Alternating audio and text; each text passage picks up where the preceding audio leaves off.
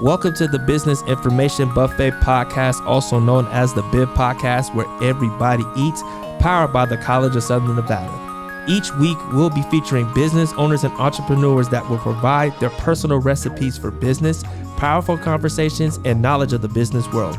We amplify the stories of various backgrounds, cultures, and expertise. Our self-identity is as diverse as our social community. We cultivate a community of like-minded individuals that share their different perspectives, broadening our worldview. Are you ready? This is the BIB Podcast, where everybody eats. Ladies and gentlemen, are you ready? Welcome back to the Business Information Buffet Podcast, also known as the BIB Podcast, where everybody eats, under the operation at the College of Southern Nevada here at the North Las Vegas campus for another groundbreaking episode, ladies and gentlemen. I am your host, Sean Tory, with our DJ Icebreak. DJ Icebreak. Our episode for today is called Flourishing from the Ground Up, with a special guest, ladies and gentlemen. And I know I say special guest, but today's guest is a special guest. Okay, our guest is a serial entrepreneur, a YouTuber documenting and living the overchanging business and creative landscape. He is a founder of the Santos Studios. Our guest and his friends also created the From the Ground Up in 2010. Our guest was honored as the Young Entrepreneur in 2018 by Southern Business Administration. Okay, that's just getting warmed up. He was also featured on globally on Steve Harvey's Funderdome. Steve Harvey. He's awesome, man. He's awesome. See, man, come on, Steve. And on EBC, interviewed by various publications as well. Our guest's mission is to bring clarity to business and help entrepreneurs build brands that impact the world from the ground up. Come on, I love the plug. We're going to talk about this today. He carries out this mission through collaborations with reputable brands and suppliers in order to equip his audience with the right tools and resources for their success. Ladies, gentlemen, today, the innovator, the educator, the YouTube extraordinaire, the founder and CEO of From the Ground Up, ladies and gentlemen, John Santos. What's up, sir? Yeah, I feel like I'm on stage right now, man. You on stage? Was that good? Thank you. That was incredible. I got you, man. Man, John, man, thank you for coming on the show today. I appreciate you, man. This is a lot of fun. I didn't know we were going to have this much fun. Oh, listen, come on now. Listen, I told you. You come to the BIB, it's family. All right. We're going to have a good time. Like so, John, please, your bio, the introduction was cool, but it did not do you justice of how I know you. Please, John, tell the people who about you. Tell them about John Santos. Should we start from the beginning? Beginning. Okay, so back in 2009, I had an idea for starting up a bag company that we called Revive. And I didn't have any connections to anybody in business. My parents are immigrants from Mexico. So come on now. You know. Love that. First gen. Let's go. And we were essentially we were there. I was like, how do I even start this? How do I get started? And the only thing that came to mind was going to college, and maybe I can get a business degree, and in like 4 or 5 years, I can figure out how to start this business. So I enrolled to the College of Southern Nevada, right? And I was taking a night class because I was working full time during the day, and I enrolled into the class, and I rolled into Rayford's class. Yes. And he had this like little old classroom in the back of the building, and it was like an 8 p.m. class. And I said, hey, I want to start this business. And he was like, okay, well, write up a business plan, and you can work on it through the semester. You don't have to do any homework. And I was like, oh, this is incredible. I'm like, who gets to go to a college class, get to start their business, and get an A, right? Right. So I worked on it, and I did a lot of Google searching, a lot of phone calls, and I finally found suppliers. And that's really where the journey started, was like the business plan. From there, contacting the resources. Mm-hmm. And then we submitted to a business plan competition that was part of UNLV. And at the time I was 19, 20. And my business plan competition was being judged by a bunch of, business experts and maybe professors. Who knows? They're right. Anonymous, right? And I remember waiting for the reviews on like, hey, are we going to win this prize money? Because if we win this prize money, I can start my business. I had no money, right? So then from there, we get the results a few weeks later, and all the results are like, you should stay in school, this is not feasible. This idea is a little ridiculous. Right? And it was like hard. Yeah. Get these fools bunkers. Because Lord knows they were wrong. Proceed. And then, yeah, so there we are. We're like, oh man, this ain't gonna work now. Like, these people don't believe in it. I don't have any money, so how am I gonna get this started? And I kind of just looked at it as like, let me just keep working it slowly. Obviously, I didn't have any money, so I didn't know what to do. And then at that point, I was also like, my car was breaking down. You know, I had like an old hoopty from high school, and then I went to the dealership and I was like, because I had a full-time job, I'm like, maybe they could finance me for a used car. And I show up and the guy's like, yeah, this car's gonna be $22,000. We can finance it for you. He said, but I would recommend you go to the bank to go get a personal loan. Right. And I was like, a personal loan? Like a few weeks before that, I went to the bank to try to get a business loan, and they laughed at me, right? They were like, oh, you just started your business, you're 19 years old, we ain't gonna give you no money. Right. So now I was like, oh, I can get a personal loan for a car? He's like, yeah, lower interest rate, you can come, get that cash and just pay it in cash. And I was like, that's a really good idea. So I went to the bank, and this is Wells Fargo. I don't know if anybody does business with Wells Fargo. No, I bank with Wells Fargo. Yeah. I know what's up. They always put a bad taste in my mouth because of that. But anyways, I show up and I'm like, hey, I want to get, I want to buy this car. Will you guys, do I approve for a personal loan? They're like, of course you do. You have a full-time job. You can get this personal loan for $22,000, right? It was $20,000 that they financed me for. And then I was like, a week ago, you guys said I couldn't get any money for a business. They were offering me scholarships, like loans for college, right? So the banks are willing to put you in debt for school loans and car loans. Come on, talk about it, because that's the one thing I never understood, especially back then too. Oh yeah. So here I am, and I'm like, all right, cool. So you guys are gonna put the money in the account? They're like, yep. And then you can go. And I was like, and I can do anything I want with it? They're like, yeah. You said you're gonna buy a car, but you could technically use it for however you want. So took that money and I started my business. Come on, man. Talk about how'd you start your business. That's funny.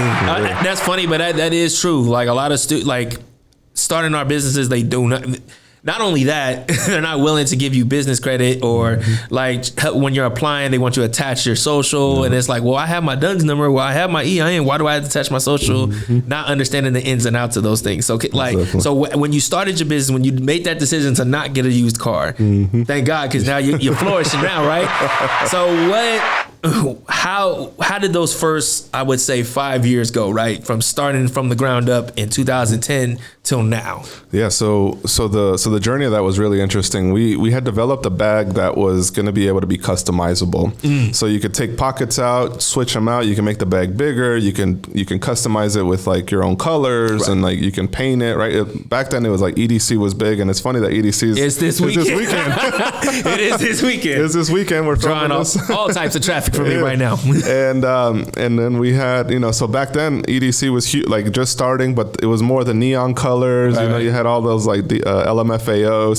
So the bag was really meant to like attach to that audience, right? People that wanted to be expressive, creative, and we were the tool that would help you kind of go through your journey without having to buy a new bag every year. Right. And then that design, it worked in sampling, but one thing we quickly learned about mass manufacturing is that just because it works on one prototype doesn't translate to 500 or 1,000 units. Right. And we ran into that issue, not knowing that until we ran into that issue. So now here we were with 500 bags that weren't customizable.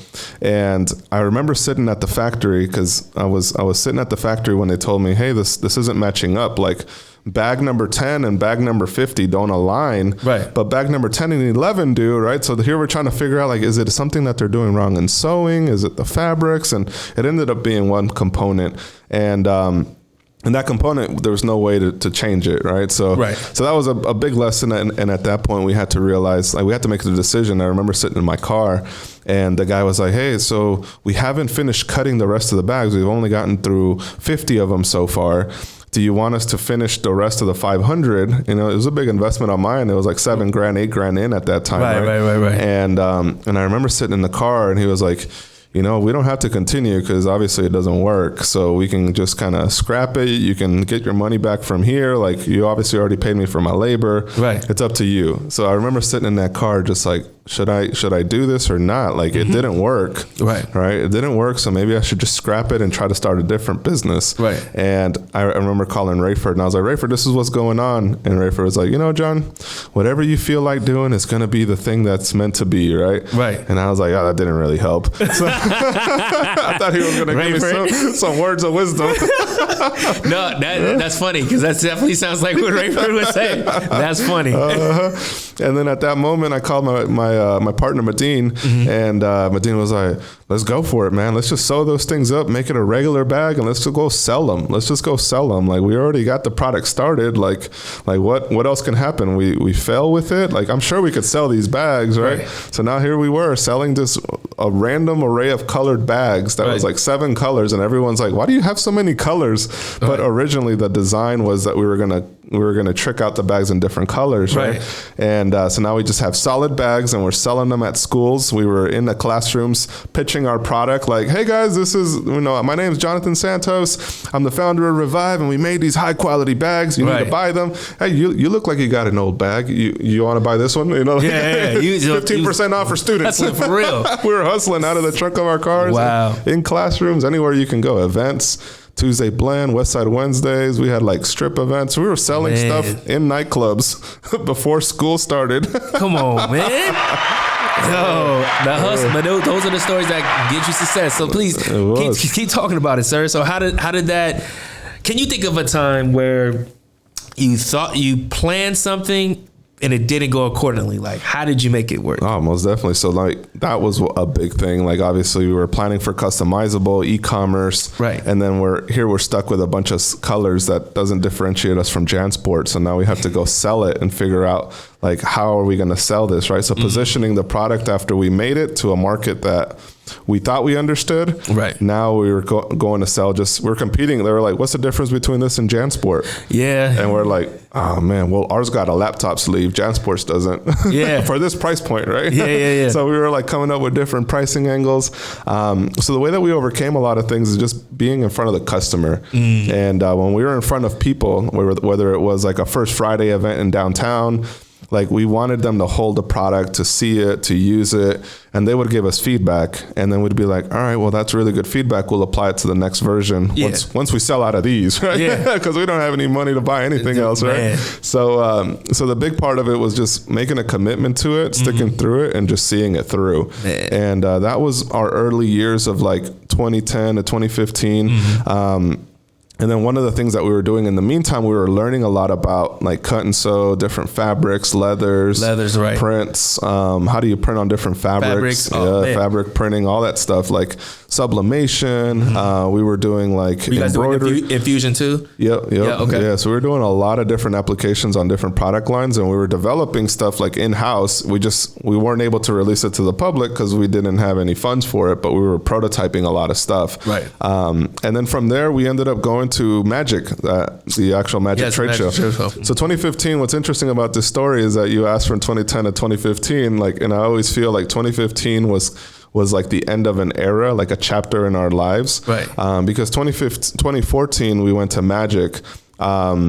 Leading up to that event, we were working with a large distributor. They were distributing like Monster headphones back in the day. They were the ones that made Beat headphones. Yeah. So the partners of Beat headphones, Monster was there. You had like Neff. You had like all these brands that they were distributing. And I was able to talk to the CEO and we connected. And I said, hey, we make these bags. We can customize these bags. And let's do a collab with like Monster and let's like put some prints on the inside and do something crazy, right? And he was like, you guys can do that? I was like, yeah, we can do it. He's like, oh, show me a line and we'll carry it and put it in all these retail stores we got. Right. So here we were, 24 years old. This was about 5-6 years in because we started like 2009. So, 2014. Right. And here we were. It's finally the big break we were waiting for, right? At the time, we were like, if we can get our bags into retail store, like this is going to be incredible. We made it, right? Right. Part of the big brands. We're going to take JanSport out of business, right? And here we were, 2014, with that opportunity, right? And we took all the money that we had made, any money that we had saved, and we put it into creating a line of bags that we were going to display at the show. Right. And so from different fabrics, from denims to leathers to like polyester, we were color matching to headphone prints to hats. Like we were doing everything, and it was such a crazy summer.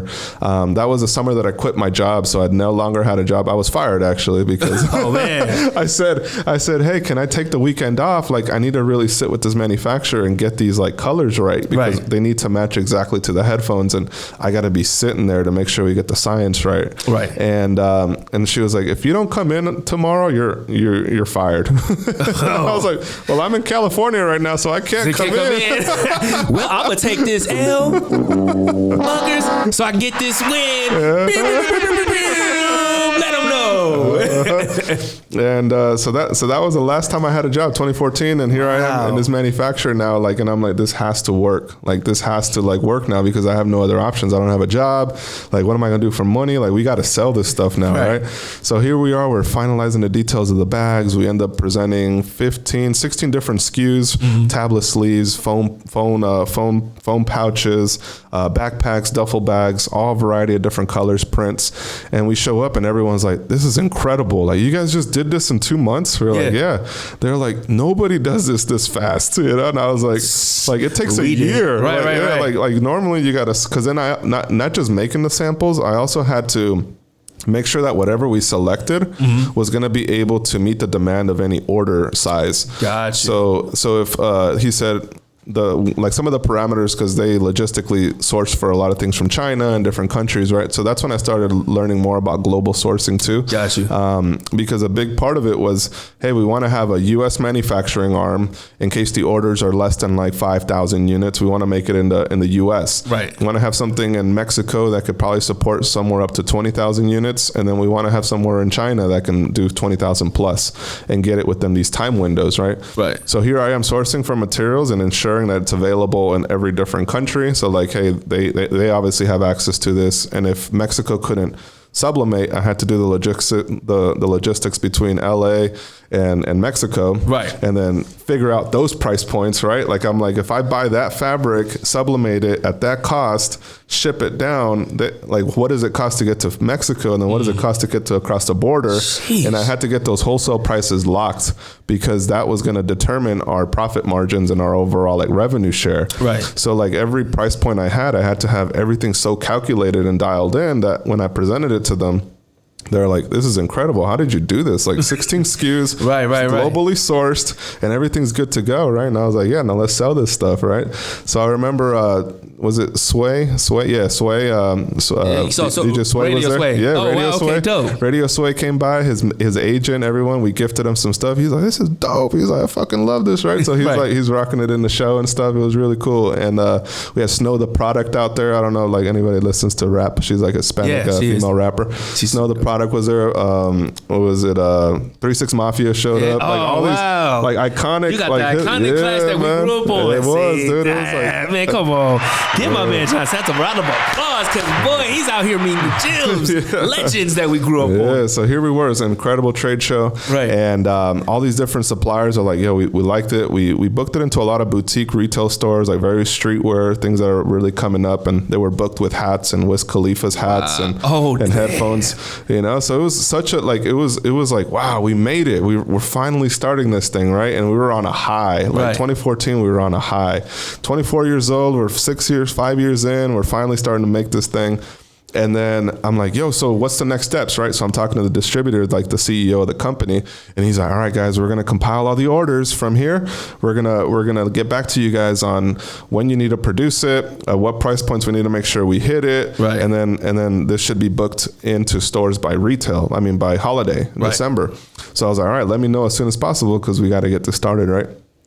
Weeks go by. I don't hear from anybody. I'm calling everyone that I met. Yeah. And everyone's like, yo, like he's ghosted me too. And I'm like, yo, like what's going on? Like they literally just spent $150,000 on his booth. Right. And they had probably another $200,000 in marketing. So they probably spent like close to $500,000 to be out there. It wasn't like it was somebody big that was just like trying to swindle you. It was like somebody that had a lot of money, right? Right. And I'm like, what's going on? And then he calls me like back in November, right before Christmas, right?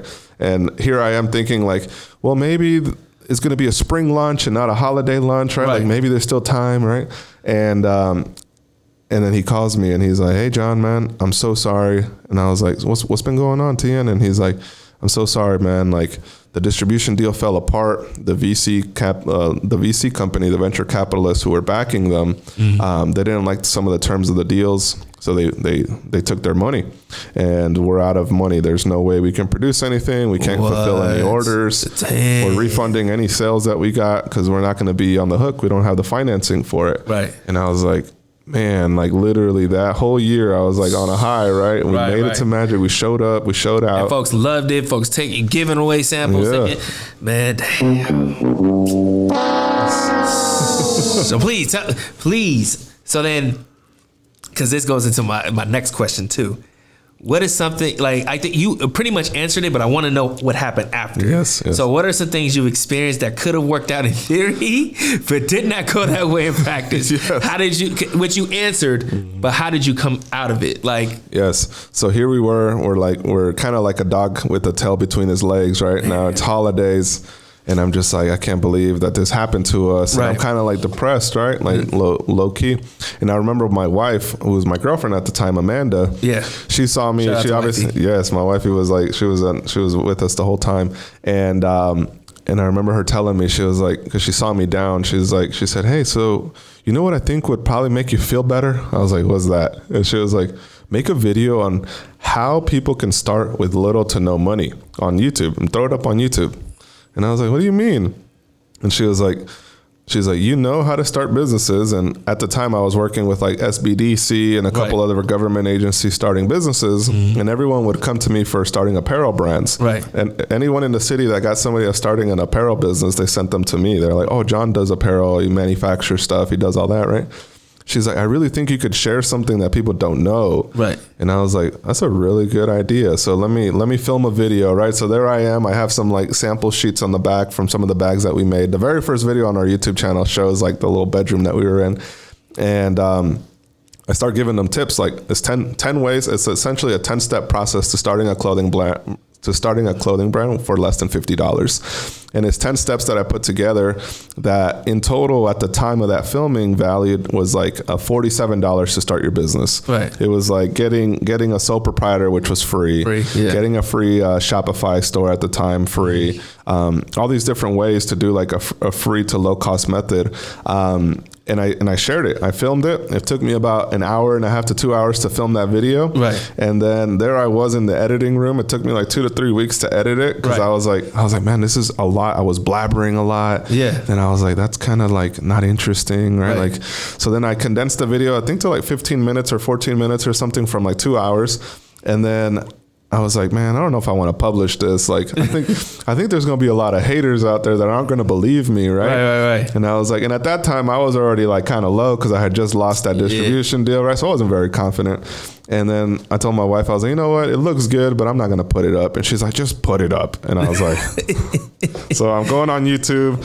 I do some SEO things and I'm like, all right, starting a clothing brand for less than $50. I pick a little thumbnail from the video. I don't even have a photo. I just grabbed a screenshot from the video and published it. And then I didn't look at it for like 2 or 3 months until like the start of the next year. And my wife was like, hey, how's your video doing? And I pull up my phone. It's got like 400,000 views. Oh, jeez. Come on, sir. Look at God. Yeah, exactly. Look at God. God was like, hey, I'm working behind, right? And I go and I'm like, oh man, I don't want to look at the comments. I'm like, because it has like 1,000 comments or something like that. Right. I'm just like, I'm not ready to be hated on yet, right? I'm like, so I expand the comment box. The first comment I see is, this guy is a genius. He's like, oh my God, I can't believe you just solved my problem. He was like, I was looking for this information.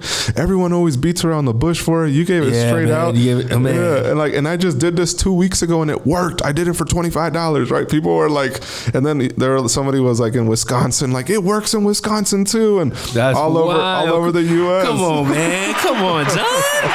Come on, John. Yeah, man. So at that point I was like, wow, like this so crazy. Like I ignored it because I was like, I don't want to deal with it because I think people are probably going to hate on you. Yeah. And then most of the comments, 95% of the comments were positive, and the people that were hating, the positive comments would go in and bash on that person. So he didn't have to do nothing. Yeah, look at John, self-governed. And yeah, man, that was how I turned. Like from that loss, I ended up saying, okay, well, how do I share what I learned, what I've been learning this last 6 years? I shared that. And then people were saying, can you share more? Right. Can you tell us about labeling? Can you tell us about printing? Can you tell us about all of this? Right.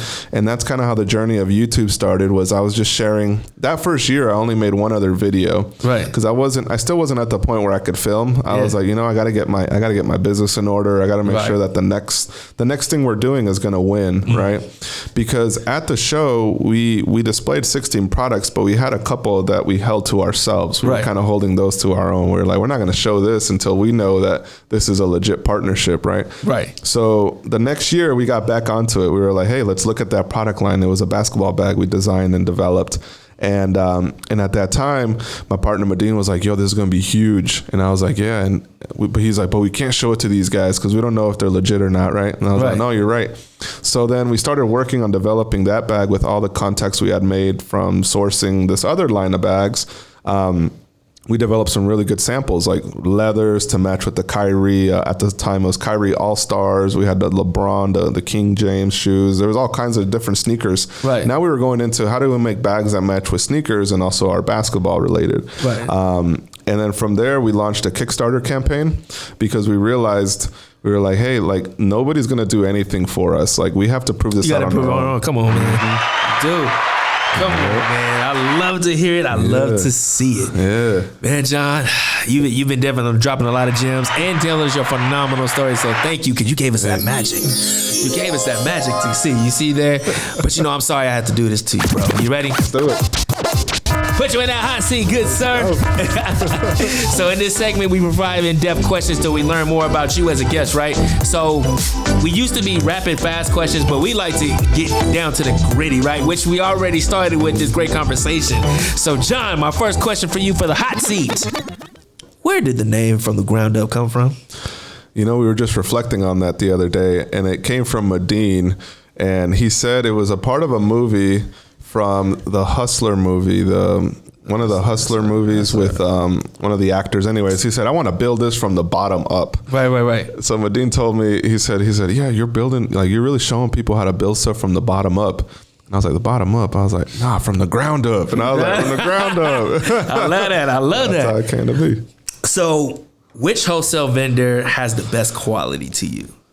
In terms of wholesale, I think everyone's unique in a certain way. Right. Like, for instance, if you're going for like a streetwear, like if you want something heavyweight, heavyweight type stuff, Lane 7 is really good for their heavyweight hoodies. Take these notes, ladies and gentlemen. Take these notes. Lane 7 is going to be your go-to heavyweight hoodie as well as heavyweight fleece. They have, like, to me, those are my favorite products from Lane 7. Gotcha. And then you have like Bella Canvas, which is more of that Bella Canvas, everyday tee, and then they also have a lot of fast fashion stuff, right?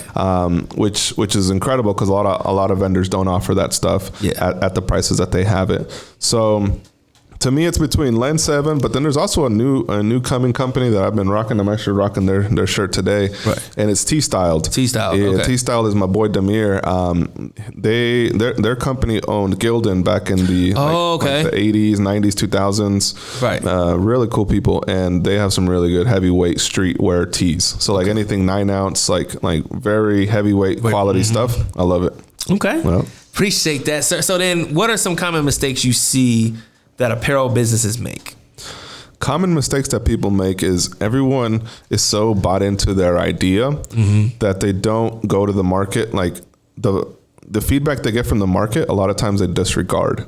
And that was a mistake we made too. So when we were coming out with the idea and we were asking people, sometimes you don't ask the right questions, so you don't get the right answers, right?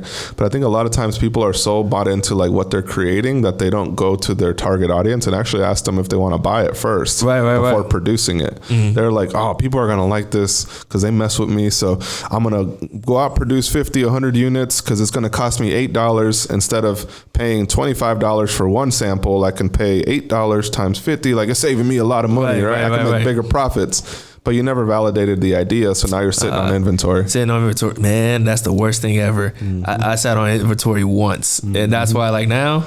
But I can tell you, someone like myself, you know, I do an apparel business.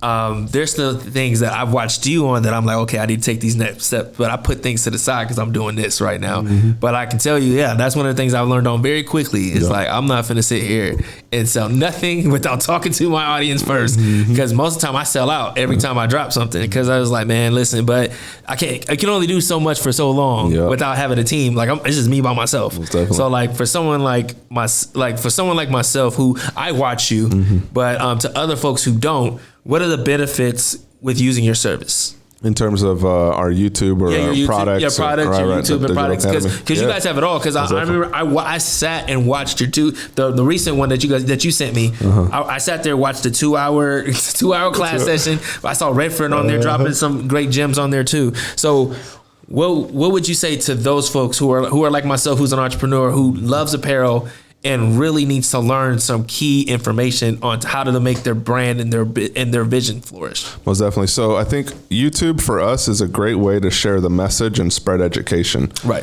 For a lot of people, that's all they need. They just need to have a little golden nugget that they can go out and start acting on. But for the people that are essentially like, this is a lot of information. So our YouTube channel has become like Google for the apparel industry. Right? There's a lot of options to print, a lot of things that you can do, and we give people the tools to do it, and we educate on everything. But when it comes to like our academy, so we have the From the Ground Up Academy, and that's more of a tailored approach. So you actually take the modules and you're actually learning the step-by-step process as to how you should be building your business from the ground up. From the beginning stuff of licensing, trademarking, accounting, the business side of the apparel industry, things that you need to know, as well as the logistical side, like how are you pricing your products? What profit margins should you expect? Marketing strategies. This is more like in-depth stuff that's like essentially helping you actually build a business. YouTube is there for you if you just want to start a hobby and maybe poke around and do it. But for the people that are actually looking to invest money into, like how I did back in the day. So the reason I created that is because back in the day, if I wanted to get help from somebody to help me navigate this, they would always say, okay, how much equity are you going to give me in your company? And I was like, I'm not going to give you anything. Can you help me? They're like, no, we don't have time for you. Right. So a lot of it was like always, if you wanted tailored help, people wanted to take a cut of your company. So for me, creating the From the Ground Up Academy, it was giving everyone the insight, the ins and outs and nuts and bolts on what they actually needed to know about the business to help it grow. And that's like behind a paywall, obviously. But we have the YouTube side, which is like, how do I give as much value to help everyone else that doesn't have the opportunity to buy into the product? So we're always about helping the mass audiences, and then we have products tailored for the people that are ready to invest big money. Okay, come on now. See, it makes me kind of feel ridiculous asking this next question. How has From the Ground Up been a benefit to the Las Vegas community? So and to the world, really, because I can't just limit it to Las Vegas. It's to the world, because I've been following you for a while. Even my manufacturer knows who you are. So like, please, how has From the Ground Up been a benefit to the world? You know, I'll highlight it through a story and an experience that I recently had. So I was in Canada. We went out to work with a manufacturer out there to market their service on our channel. And I was in Canada. We woke up at 4:30 a.m. because we were about an hour away from Niagara Falls. So we were like, let's show up to Niagara Falls before 6 a.m. so we could see the sunrise. We can actually experience it, because then we had to go back to shooting at like 8 a.m. Right. So we had a very small window. We show up to Niagara Falls. We drive out there. It's an hour away. We park. It's me, my boy Agazi, and my boy Yayan, who's on the camera. So just three of us are the only people on the entire boardwalk. And we're walking, and we're like, how are we going to get this intro shot? And we're like looking at like what angles we can get for the intro of that video. And then all of a sudden we see this kid. He's just like walking towards us. And I was like, oh, the only other person on this boardwalk. This is interesting. And then the guy's like, hey, are you John Santos? That's crazy. Yo, that's crazy. For real? For real, man. I can't make it up. Man, come on. And he said, is that John? Are you John Santos That's from John YouTube? Santos. Come on, and man. I was like, yeah, I am. He's like, I'm a huge fan of your work, man. He's like, me and my dad started a manufacturing facility. We watch your videos. We're producing products for people in India, and we're using all the tools that you say to help businesses in our country. Come on, man. Come on, man. Bro, that's crazy. Life-changing. Anywhere in the world, Niagara Falls. Are you John Santos? 6 a.m.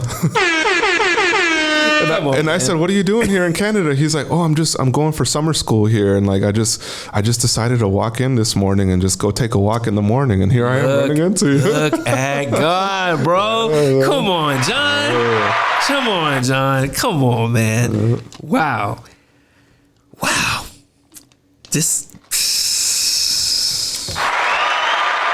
Come on, that was one of those great stories where,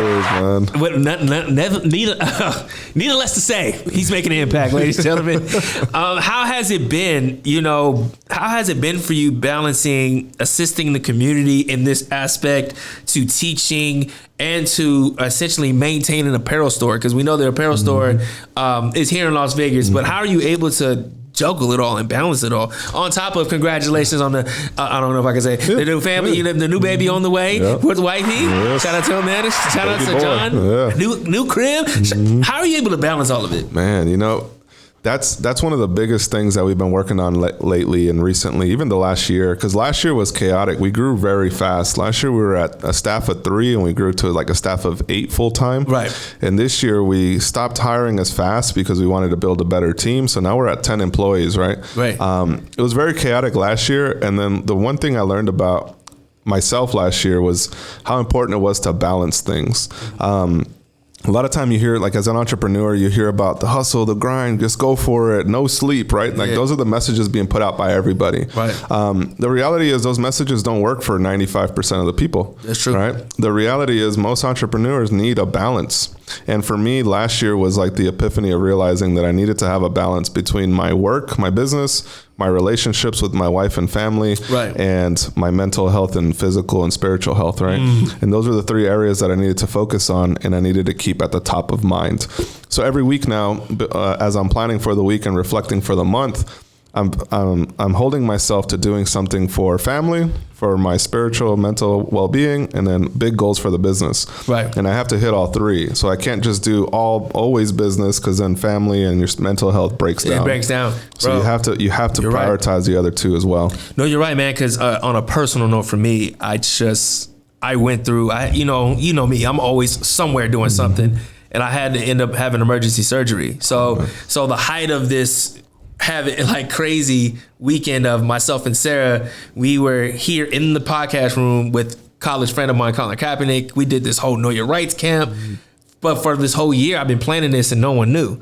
And I'm up here stressed out. Like, we're stressed out, doing stuff. Incredible. And I'm just like pushing through. My fiance is like, you need to slow down. I'm like, listen, it's almost over. So finish it, successful. A couple days later, I couldn't digest any food. Like, my stomach was going crazy and I didn't know what was going on. But all the stress and everything that happened started to weigh on me on top of recording podcasts. Then next thing you know, I end up having emergency surgery. My appendix was about to burst. My digestive system wasn't working. Like, they told me I was a day away from dying. Wow. And then I was like, what? And so then I'm recovering. I had to shut everything down. Like, so I promise you, I just want to salute you. Seriously, because more importantly, that lesson, because I'm still not at 100%, by the way. I'm almost there, but I can't even do crunches right now. All I can do is cardio and push-ups. I can't lift weights, nothing right now. Wow. And I'm like, but I'm getting ready for a wedding. But I can't do none of this stuff. But like, what it taught me is like, okay, I really have to prioritize better. Like, because we're so in our 20s, we're like, okay, I can just grind. It's going to happen. We're getting older now. We can't move that way anymore. So I salute you for doing that, man. And I just appreciate you for everything that you're bringing to this world. I appreciate you. Thank you. Man, because Lord. You made it through the hot seat, dog, is what I'm trying to tell you. But now you got to give us that sauce. You're lost. Because you're lost in the sauce, John. Get lost in the sauce. So in this segment, it gives us more insight of our guests where we ask, what's your special ingredient for your business? Where you tell us why nobody can replicate what you do. So John, tell us what makes from the ground up a business nobody can duplicate what you do.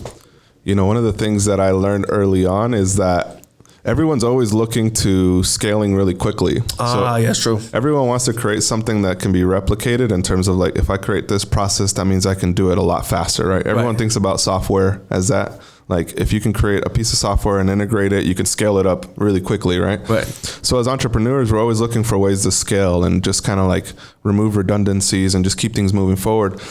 But one of the things I realized is that you can't scale a team and you can't scale your vision without having people bought into that vision. So people can try to replicate it, but it's always going to come off inauthentic. For us, it's about the people that we hire as well as the people that are within our community and how we serve them, because nobody's willing to take the time to actually sit with a group of 15, 20 people every week, right? So like for me, it meant investing into somebody that loved connecting with the community, right? So for me, it was like I can't sit and physically talk to entrepreneurs and different businesses every single day, but I can hire and create a process that helps us serve them and build real relationships with them.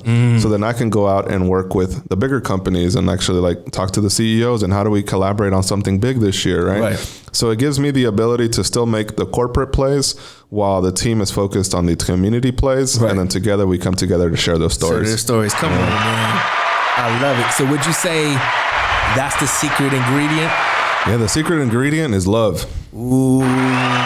It really is. It's cheesy as it Love sounds. is love. Like, come on, man. Yeah, love, man. You're going to get your flowers today, okay? You're going to get your flowers today, John. Yeah, it's just showing love to people, man. I love that. I think business is a playground. That's one of the things that I say is like business is a playground. And if we just remember back to our elementary school days, man, when you're like navigating the playground for the first time, remember that? Yeah, I remember that. Where you're like maybe first, second grade, and you're like, it's so overwhelming, but it's like, yo, this is the best thing ever. Yeah. And now you're not in this little corral anymore. You're in the big yard. Yeah. Like, now you're like, wow, you got fifth graders over there. You got fourth graders, third graders, right?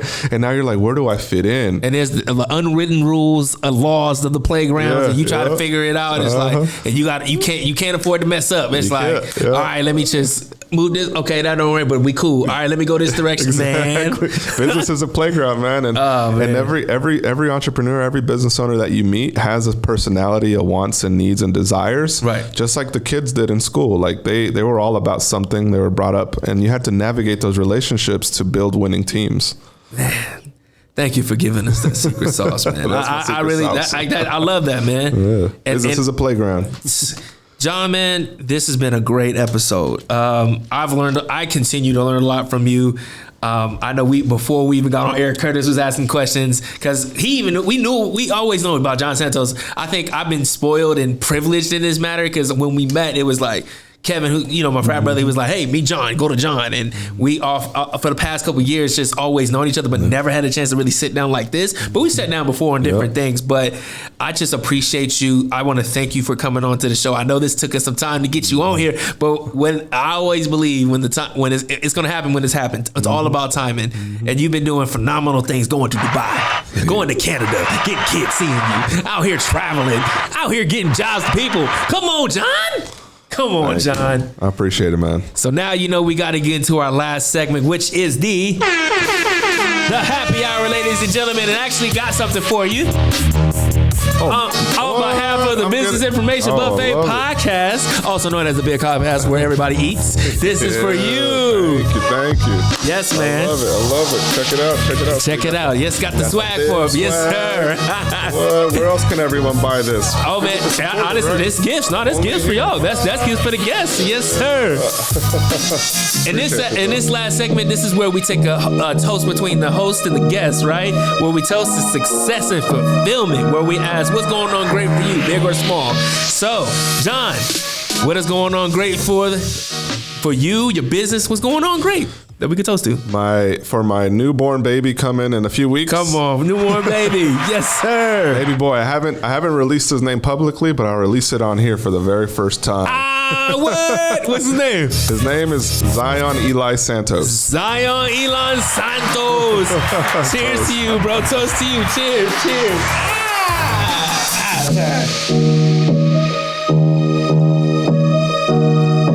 Incredible. Man, incredible. John, drop all your social handles. Tell people where they can find you, sir. You guys can find us at YouTube/John X Santos, or just look up YouTube John Santos. It's the guy with all the apparel products. And then on Instagram, you can find us at John X Santos, JOHN X Santos, and our website is FromTheGroundUpAcademy.com. Yes, sir. Thank you, John, again so much for joining us, man. I deeply appreciate you. This has been a great episode, seriously. And thank you all for tuning in today. That concludes our episode. Ladies and gentlemen, please make sure you follow us on Instagram, the.bib.podcast. Follow us on YouTube, Anchor, Apple Music, The Bib Podcast, ladies and gentlemen. Again, this is the Business Information Buffet Podcast, also known as the Bib Podcast, where everybody eats. I am your host, Sean Tory, with our DJ Ice Break. DJ Ice. And we're out of here, ladies and gentlemen. We'll see you next time.